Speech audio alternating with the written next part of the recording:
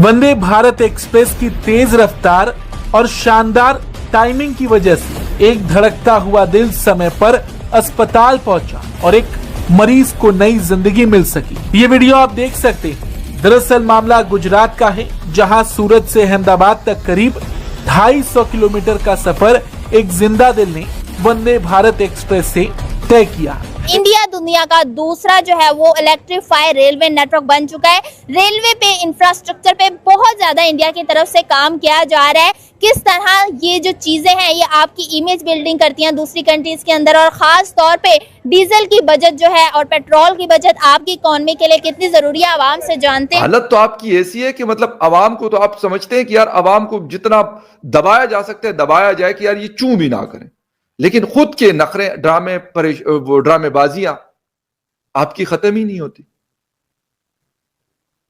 इसीलिए उन लोगों ने तरक्की की। तो सारे का सारा सिस्टम ही डिसेंट्रलाइज्ड होना चाहिए।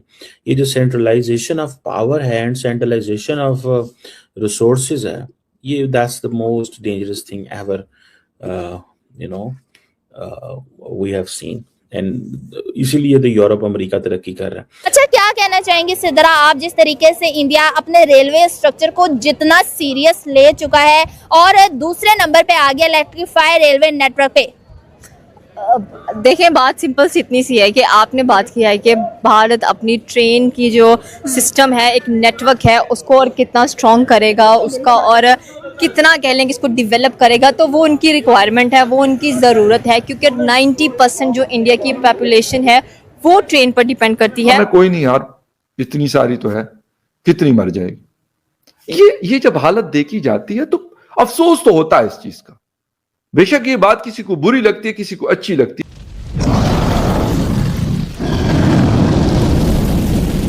हेलो दोस्तों, जय हिंद। जैसा कि आज की क्लिप में आपने देखा, पाकिस्तान में इस वक्त भारत की एक अनोखी उपलब्धि की चर्चा हो रही है। वजह कोई सैन्य या राजनीतिक खबर नहीं, बल्कि भारतीय रेलवे का ऐसा मिशन है जिसने एक इंसान की जिंदगी बचाने में अहम भूमिका निभाई। गुजरात में डॉक्टरों के सामने सबसे बड़ी चुनौती थी कि ब्रेन डेड डोनर का हार्ट तय समय के अंदर सूरत से अहमदाबाद पहुंचाया जाए। ऐसे में जिम्मेदारी वंदे भारत एक्सप्रेस को सौंपी गई। रेलवे मेडिकल टीम और स्थानीय प्रशासन के बेहतरीन तालमेल की बदौलत हार्ट सुरक्षित और समय पर अस्पताल पहुंच गया। इसके बाद डॉक्टरों ने सफल हार्ट ट्रांसप्लांट कर मरीज को नई जिंदगी देने में सफलता हासिल की। इस पूरे ऑपरेशन ने पाकिस्तान में भी लोगों का ध्यान खींचा। जिस भारतीय रेलवे को कभी सिर्फ ट्रेनों के लिए जाना जाता था, उसने अब यह भी दिखा दिया कि उसका मजबूत नेटवर्क आपात स्थिति में जीवन बचाने का माध्यम बन सकता है। यही कारण है कि इस मिशन की चर्चा भारत के साथ साथ पाकिस्तान में भी हो रही है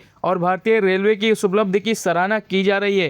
तो चलिए दोस्तों, चलते हैं आज की वीडियो की तरफ। सूरत से अहमदाबाद तक इस दिल को सुरक्षित पहुंचाया गया। वंदे भारत एक्सप्रेस ने अपनी तेज रफ्तार और समय की पाबंदी से इस मुश्किल काम को आसान बना दिया। वंदे भारत ट्रेन सूरत से सुबह 8:58 पर रवाना हुई और तय समय के अनुसार अहमदाबाद पहुंची। इसके बाद रेलवे स्टेशन से अस्पताल तक दिल को पहुंचाने के लिए एक खास ग्रीन कॉरिडोर बनाया गया। इस तरीके से इंडिया अपने रेलवे स्ट्रक्चर को जितना सीरियस ले चुका है और दूसरे नंबर पे आ गया इलेक्ट्रीफाई रेलवे नेटवर्क पे। देखिए, बात सिंपल सी इतनी सी है कि आपने बात किया है कि भारत अपनी ट्रेन की जो सिस्टम है, एक नेटवर्क है, उसको और कितना स्ट्रॉन्ग करेगा, उसका और कितना कह लें कि इसको डेवलप करेगा, तो वो उनकी रिक्वायरमेंट है, वो उनकी ज़रूरत है, क्योंकि 90% जो इंडिया की पॉपुलेशन है वो ट्रेन पर डिपेंड करती है।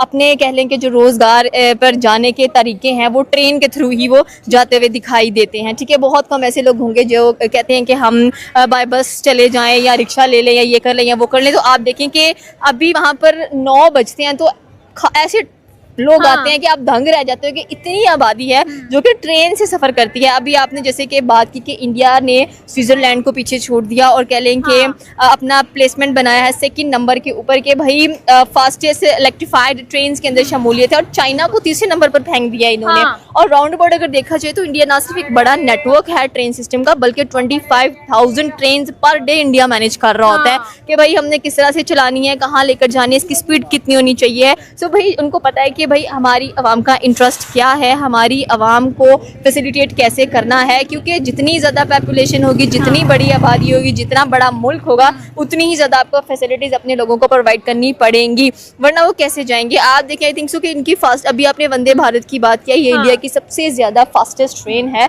और जाहिर सी बात है वो उसकी स्पीड भी 145 आप बता रही हैं कि बहुत जल्द होने वाली है। तो ये एक और बड़ी डेवलपमेंट है इंडिया के ट्रेन रूट्स की बात की जाए, उनकी ट्रेन की बात की जाए। और बहुत सारी ऐसी कंट्रीज हैं जो खुद इंडिया को जो बुलेट ट्रेन है वो गिफ्ट करती हैं और उनको कहती हैं कि भाई हमारी तरफ से आप ये एज अ गिफ्ट रखें। आप जापान को रिसेंटली देख लें। सो यहाँ पर जब आपको पता है कि आपकी आवाम टोटली डिपेंड कर रही है आपकी ट्रेन के ऊपर, तो आपकी पहली प्रायोरिटी ये बनती है कि आपने अपनी ट्रेन को बूस्ट देना है, आपने अपनी ट्रेन को अच्छा लेकर चलना है, उनकी फैसिलिटीज़ को बेटर करना है, ताकि लोगों को पता चले कि यस दिस इज़ इंडिया और यहाँ पर ये सब कुछ अवेलेबल है।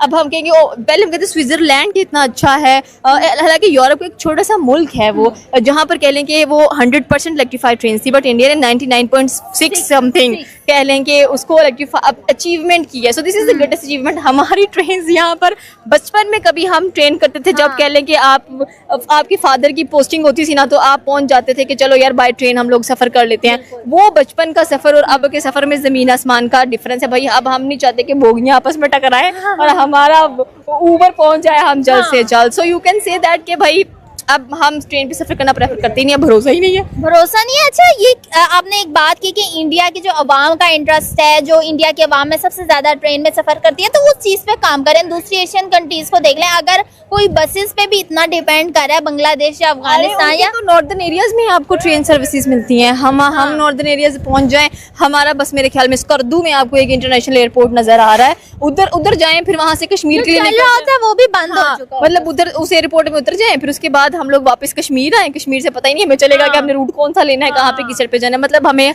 ट्रेन की फैसिलिटीज अच्छी मिलनी चाहिए। आप बिलीव करें, मैंने अपने अब्बा से पूछा, अब्बा जी हमने कश्मीर जाना है, आप मुझे इजी तरीन वे बताए, बाय ट्रेन कैसे जाना है। तो पता नहीं उन्होंने मुझे कौन सा वो एरिया बताया, कहते हैं वहां पर ट्रेन रुक जाएगी, आगे आपको लोकली जाना पड़ेगा। कुछ इंडिकेटर्स आपके यहाँ बड़े डेंजरस ये जरूर हैं कि आपके यहाँ पहली बार एक चीफ आर्मी डिक्टेटर चीफ अपने आप को फील्ड मार्शल बनाता है, ठीक है ना।